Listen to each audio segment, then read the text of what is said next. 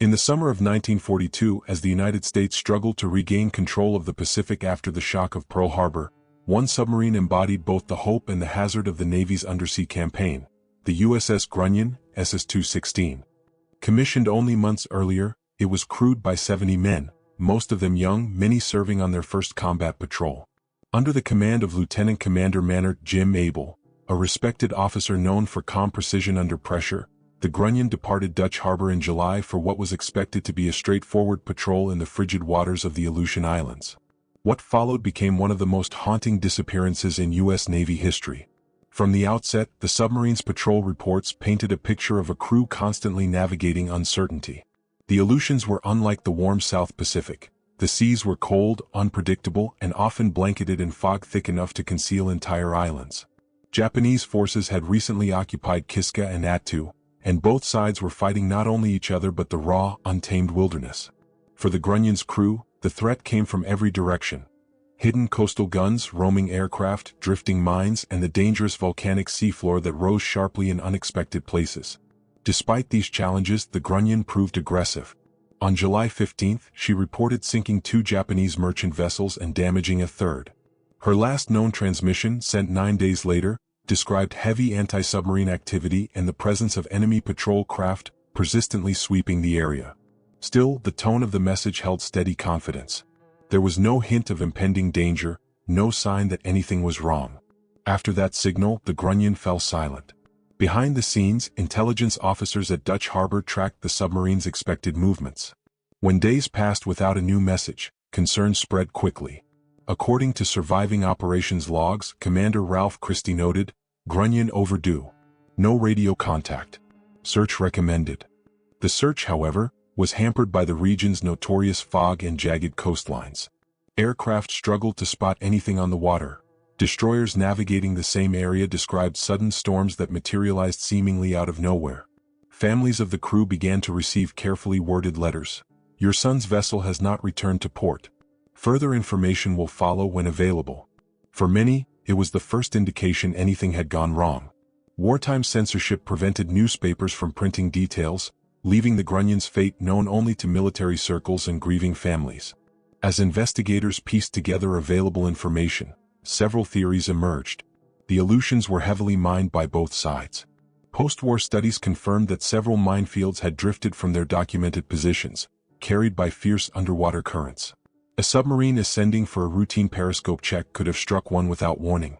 Another possibility centered on a reported engagement with a Japanese transport. Japanese records revealed that the merchant ship Kano Maru fired on a submarine the same day the Grunion vanished. Some historians argue the Grunion may have suffered critical damage during that exchange. Yet none of these theories fully answered the mystery. No oil slicks were found. No debris fields drifted ashore. And no Japanese vessel ever claimed a confirmed kill. The Grunion had simply disappeared into one of the most desolate corners of the Pacific. As years passed, the story of the submarine faded from public attention but remained a painful void for the families involved. The Abel family, determined to understand what happened, compiled wartime letters, crew photographs, and naval records in hopes of uncovering the truth. Abel's son later wrote, "We grew up knowing Dad vanished serving his country. But knowing why, that was the unanswered part." Modern researchers revisited the case using advanced ocean mapping technology. The Aleutian seabed is among the most complex in the world, with steep underwater cliffs capable of swallowing a submarine whole. Some naval analysts even theorize the Grunion may have suffered a catastrophic mechanical failure, a not uncommon risk during early submarine design. A jammed dive plane or uncontrolled descent could have pulled the vessel far below crush depth before the crew had time to respond. Despite decades of speculation, the Grunion story persisted because it encapsulated the uncertainty of undersea warfare, where victories were often invisible and losses left no trace. Even today, the Aleutian fog rolls in thick sheets over the same waters the submarine once patrolled, unchanged and unforgiving. The disappearance of the USS Grunion remains one of the U.S. Navy's most enduring mysteries of the Second World War, a reminder that for every documented battle, there are untold stories forever sealed beneath the waves. And the Grunion's loss was only the beginning. As the war expanded, more ships and aircraft would vanish under circumstances equally baffling, raising uncomfortable questions about the unseen dangers lurking across the world's wartime oceans. But before those later tragedies unfolded, another disappearance, one even earlier in the conflict, would send shockwaves through naval command. Long before the United States fully entered the Second World War, the Pacific Ocean was already becoming a silent battleground of reconnaissance, intelligence gathering, and shadowed naval maneuvers. In November 1941, mere weeks before Pearl Harbor, one incident quietly unsettled naval command and hinted at dangers the U.S. was not yet prepared to confront. It involved the USS Oglalla's mine division support elements and an escort operation that should have been routine. But routine meant little in the Pacific that year. Ships disappeared, weather shifted violently without warning, and enemy intentions remained frustratingly ambiguous. In this precarious atmosphere, the loss that occurred would raise questions that still linger today. The Oglala, originally a mine layer and later a flagship for Mine Division I, was not, in itself, a frontline combat vessel. But its support craft and auxiliary units played a crucial role in preparing safe passages for convoys leaving the West Coast and navigating toward the Philippines. In late 1941, as tensions mounted, the Navy increased the tempo of these operations. Crews were stretched thin, equipment was aging, and training occurred under a cloud of secrecy and urgency. It was during one such series of pre-war escort movements that a smaller auxiliary vessel assigned to the Oglalla's division disappeared without warning. What made the incident so troubling was the lack of enemy activity in the sector at the time. Japanese naval intelligence, as post-war records confirmed, was not yet operating aggressively along the East Pacific convoy routes. Yet on a day described in internal logs as smooth seas and steady conditions, the vessel's radio communications began to degrade. Operators at the Mare Island Naval Station reported static interference and fragmented transmissions, something that had happened before but not during such calm atmospheric conditions. Then, abruptly, the signal ceased altogether. For the crew aboard nearby support ships, confusion quickly turned to concern. Sailors later recalled noticing nothing unusual, no explosion, no smoke, no distress flare. The vessel was simply there 1 hour and gone the next. With tensions heightened across the Pacific, officers initiated a cautious search. A destroyer-minesweeper combination swept the area using pre-war sonar systems, but the technology then was limited and notoriously unreliable. All they found were empty waters silently rolling beneath the gray sky. A note from a staff officer assigned to Mine Division I captured the frustration of the moment. "We cannot explain the failure of the escort unit to maintain contact. No wreckage recovered. Recommend internal review of navigational and communication systems." The language was unusually formal for an incident so small, but the timing made it far more significant. The Navy could not afford unexplained losses on the eve of a conflict everyone felt was coming. To understand why this disappearance disturbed commanders, one must grasp the strategic precariousness of late 1941. U.S. naval planners feared sabotage, espionage, or the early stages of coordinated enemy reconnaissance. Mine-laying vessels like the Oglala and its auxiliaries were essential to homeland defense. If even one vessel could vanish in safe waters, it implied vulnerabilities that threatened larger operations. Therefore, intelligence officers examined everything from map inaccuracies to potential equipment failures. Weather logs for the day showed no anomalies. The last known radio fragment included no distress call. The vessel carried no hazardous cargo likely to cause a spontaneous explosion, and no other ship cited debris. The Pacific, vast and indifferent, kept its secrets. Some analysts later proposed that a sudden mechanical failure could have been responsible, perhaps a hull breach or catastrophic flooding in an engine compartment. But others argued that even in such a scenario, some trace should have surfaced: oil, wood fragments, or personal equipment. Yet nothing did. The Navy's official internal summary stated, "Loss unexplained. No further action possible." For decades, this incident received little public attention, overshadowed by the far greater calamities that followed Pearl Harbor. But naval historians looking back at early Pacific operations now see it as part of a pattern: small disappearances and anomalies that hinted at the unpredictable nature of the ocean and the limitations of early war technology. A petty officer who served in the division later reflected, "We were operating blind half the time. If a ship drifted off course or had equipment trouble, you'd never know until it was too late." Today, some researchers examine pre-war convoy route charts and note that the area where the vessel vanished sits above a steep underwater canyon, one deep enough to swallow a small auxiliary hull completely. Others point out that early generation sonar often produced false readings or missed wrecks lying at extreme depths. Without modern mapping tools, finding the vessel would have been nearly impossible. Yet despite logical explanations, the disappearance remains a quiet reminder that even before America officially entered World War II, the Pacific was already claiming victims. It set the stage for much larger, far more public wartime vanishings that would follow, events that would capture national attention and challenge the Navy's confidence in its own systems. And as America moved into full-scale war after December 7th, one of the most infamous disappearances in U.S. naval aviation history would soon unfold, a mystery that continues to fuel debate to this day. On the afternoon of December 5, 1945, months after the guns of World War II had fallen silent, a routine training mission off the coast of Florida became one of the most enduring mysteries in U.S. naval aviation history. Known simply as Flight 19, the mission involved 5 TBM Avenger torpedo bombers, each operated by a crew trained and hardened during the long Pacific conflict. Though technically post-war, these pilots were products of World War II, combat-tested, rigorously trained, and accustomed to danger. What happened to them that day was not the result of combat, but something far more subtle and unnerving: a failure of certainty, of navigation, and of trust in one's instruments. It would leave an imprint on naval history deeper than any wartime loss. The mission began like hundreds before it. Lieutenant Charles C. Taylor, an experienced aviator with over 2,500 hours of flight time, was assigned to lead the group on a 3-hour navigation and bombing exercise. The weather was fair: scattered clouds, moderate winds, calm seas. At 2:10 p.m., Flight 19 departed Naval Air Station Fort Lauderdale, ascending into the clear Florida sky with confidence. The TBM Avengers, with their distinctive broad wings and rugged torpedo-carrying fuselages, had survived brutal service in the Pacific. Yet these sturdy machines would vanish within a few hours, without a single piece of confirmed wreckage ever found. The first signs of trouble emerged shortly after the bombing run at Hens and Chickens Shoals. Radio transmissions captured the moment when Lieutenant Taylor became uncertain of his position. "Both my compasses are out," he radioed. "I'm trying to find Fort Lauderdale." His voice was calm, but beneath the steady tone lay an undercurrent of confusion. Navigation in the 1940s depended heavily on dead reckoning, calculating one's position by speed, direction, and elapsed time. If compasses failed, even a seasoned pilot could begin to doubt every bearing. For the men of Flight 19, the struggle had just begun. As the aircraft turned north, believing they were over the Florida Keys, Taylor unknowingly steered them farther away from land. Some of the other pilots, aware of the error, attempted to challenge the decision, but hierarchy in wartime aviation remained strict.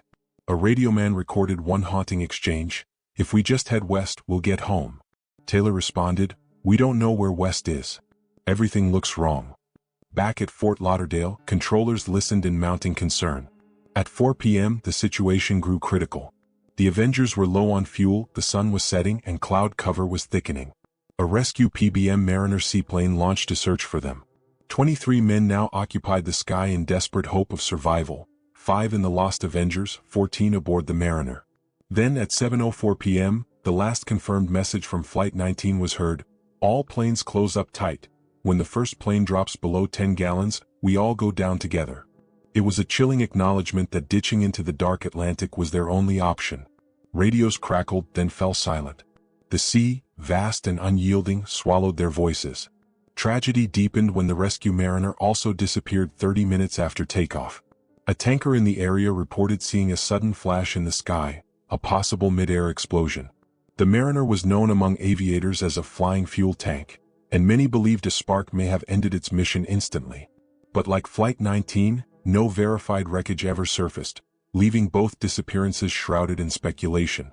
In the days that followed, the Navy launched one of the largest air and sea searches in its history. Destroyers, aircraft, and Coast Guard cutters combed nearly 300,000 square miles. They found nothing: no oil slicks, no floating debris, not a single life vest or piece of aluminum. The official Navy report, revised several times, concluded simply, "Cause unknown." Investigators were left with a series of disturbing insights. First, Taylor's compasses likely failed, an uncommon but not impossible occurrence. Second, navigational errors compounded rapidly in the featureless Atlantic. And third, the Avenger's construction allowed them to sink within minutes of ditching.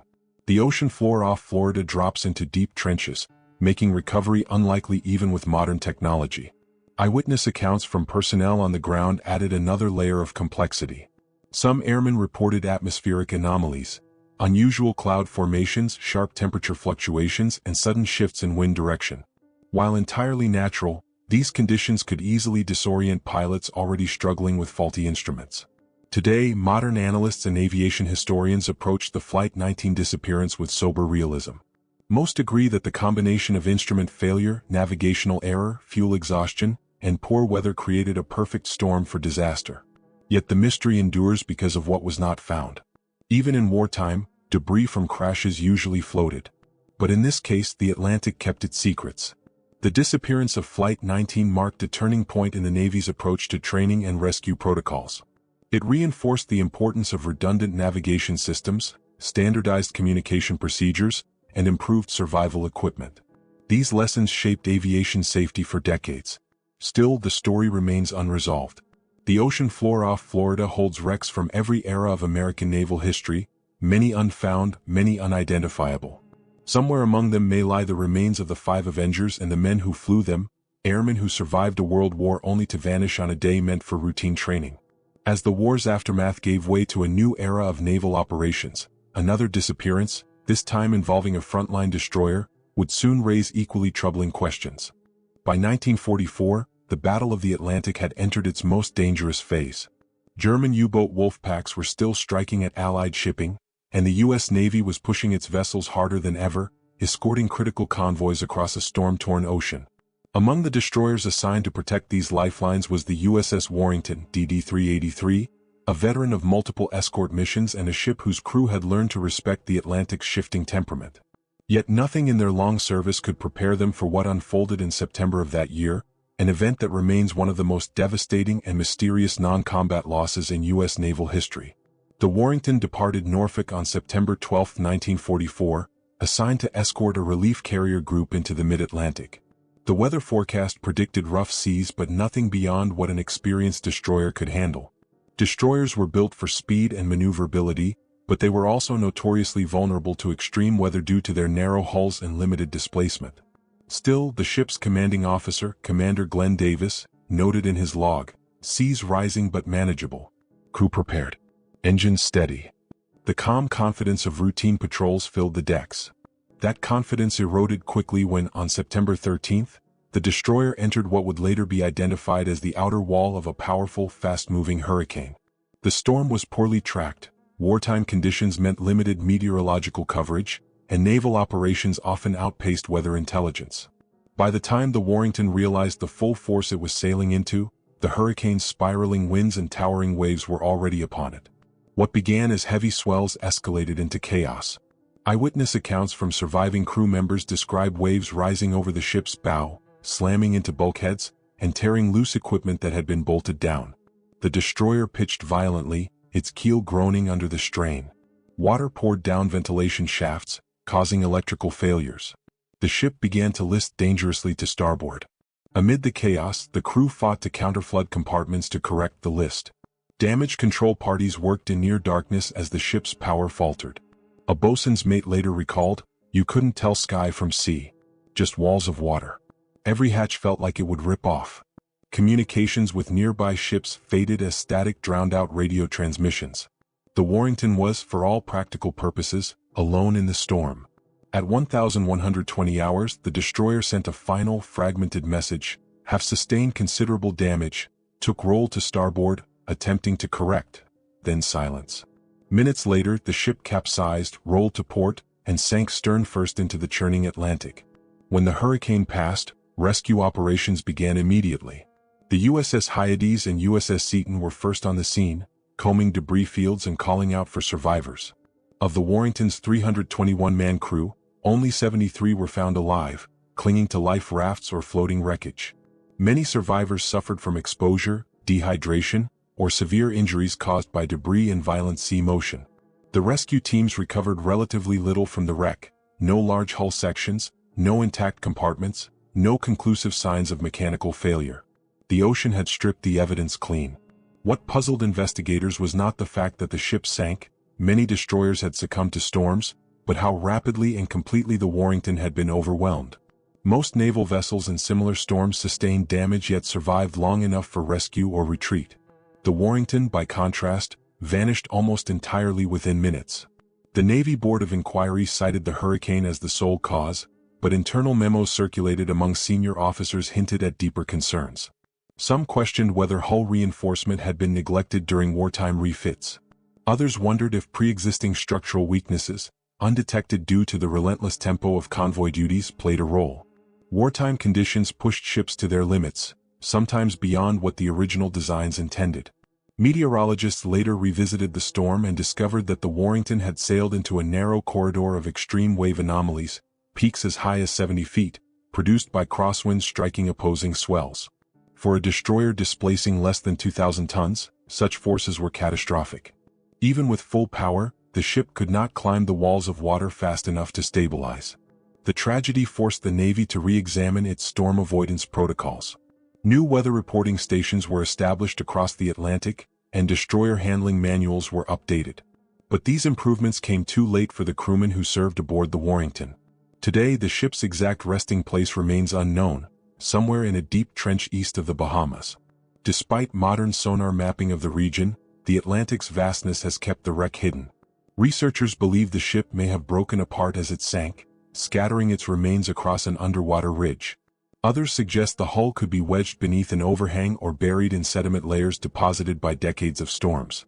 The loss of the USS Warrington stands as a powerful reminder that, even in wartime, nature often proved a deadlier adversary than any enemy navy.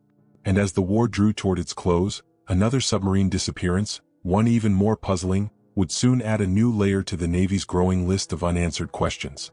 In the final months of World War II, as U.S. forces tightened their grip on the Pacific and the island-hopping campaign neared its climax, submarine warfare remained one of the most dangerous assignments in the Navy. Patrols grew longer, risks multiplied, and Japanese defenses became increasingly unpredictable.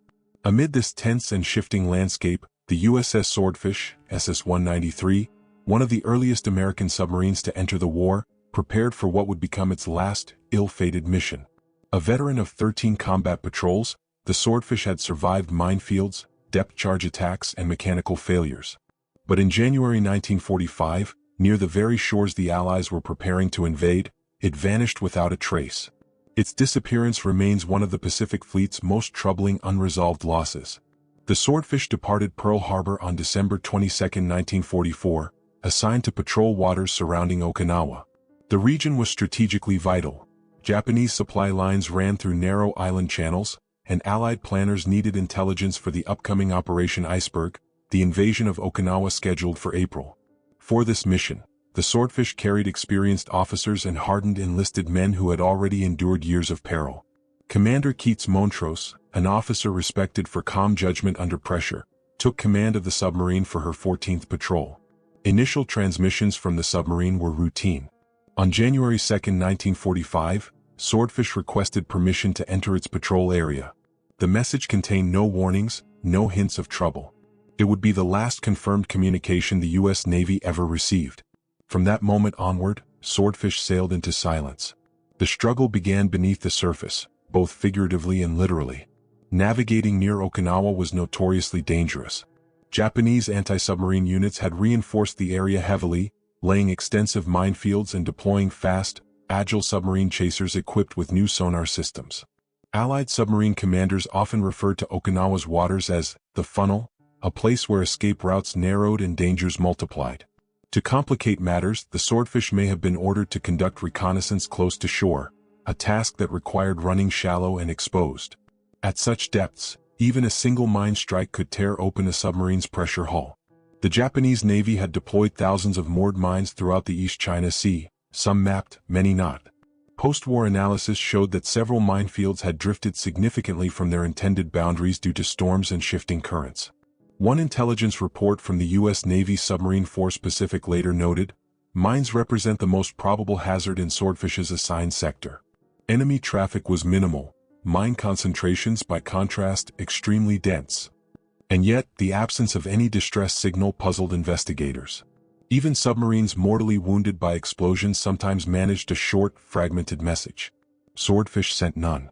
By January 15, when the submarine failed to report status during a scheduled check-in, concerns spread throughout command channels.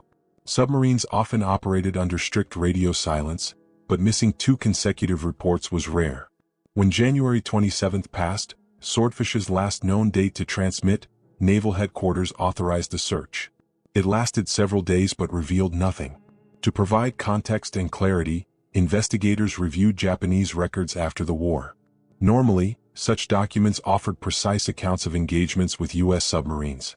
But in Swordfish's case, the Japanese had no verified claim of sinking an American submarine in the region at that time. A few depth charge attacks were recorded in early January, yet none matched a confirmed hit. That absence of enemy testimony deepened the mystery. The struggle to understand Swordfish's fate also touched the families at home. Letters sent by loved ones continued to arrive at Pearl Harbor submarine base, waiting for men who would never return. One mother later recalled, "We kept writing hoping we were wrong. Hoping the silence was a mistake." Wartime secrecy meant the Navy released little information publicly. The official notice stated only that Swordfish was overdue and presumed lost. By March 1945, analysts concluded the submarine likely struck a mine while approaching or departing its patrol area. But this explanation, though widely accepted, lacked definitive proof. The East China Sea is vast, with rugged seabeds and deep trenches. A submarine that imploded or broke apart could settle in underwater ravines nearly impossible to locate, even with modern technology. In 2007, when researchers mapped sections of the East China Sea floor using advanced sonar, several unidentified wrecks were found. None could be conclusively identified as Swordfish. Marine archaeologists face formidable challenges. Strong currents, shifting sediment, and decades of storm debris obscure potential sites. A submarine broken into multiple sections, as often occurred in mine strikes, would be even more difficult to recognize. Yet speculation persists. Some historians suggest mechanical failure. Swordfish was an aging vessel with a history of battery problems. Others theorize an internal explosion caused by hydrogen gas buildup, a known hazard in older submarines. But again, such incidents often left survivors or floating debris. Swordfish left neither. Its loss serves as a sobering reminder of submariners' unique vulnerability. Even late in the war, when the Allies dominated the Pacific, submarine patrols remained a deadly gamble. The silence that followed Swordfish's sinking echoed through the submarine community, reinforcing the harsh reality that the ocean, more than the enemy, ultimately claimed many of the war's boats. As the war neared its end, the tally of unexplained disappearances grew. And when the final surrender came in August 1945, the U.S. Navy began the difficult work of accounting for every vessel lost during the conflict. Some would be found. Many would not. But there remained one final category: disappearances that defied simple explanation. Those unanswered questions set the stage for the last chapter, an attempt to understand why so many wartime losses still remain shrouded in mystery. By the end of World War II, the United States Navy emerged as the largest and most technologically advanced maritime force the world had ever seen.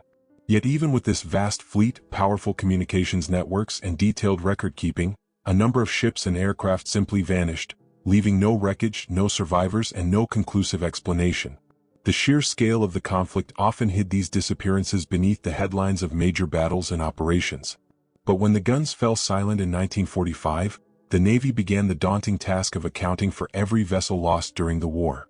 What they discovered was unsettling. Several wartime disappearances remained entirely unresolved.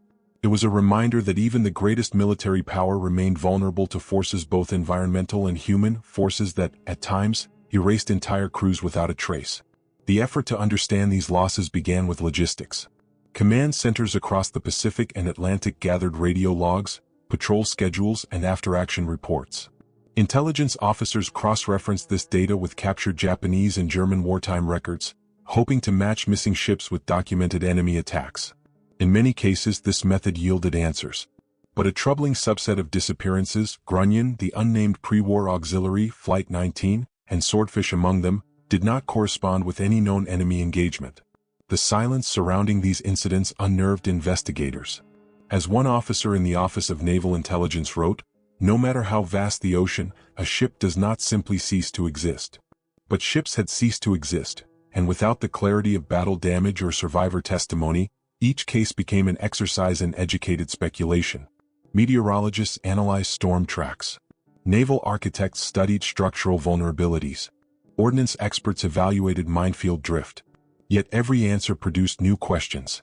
For instance, if Grunion had been destroyed by a Japanese coastal gun, why hadn't the Japanese recorded the kill? If Swordfish struck a mine, why was there no debris?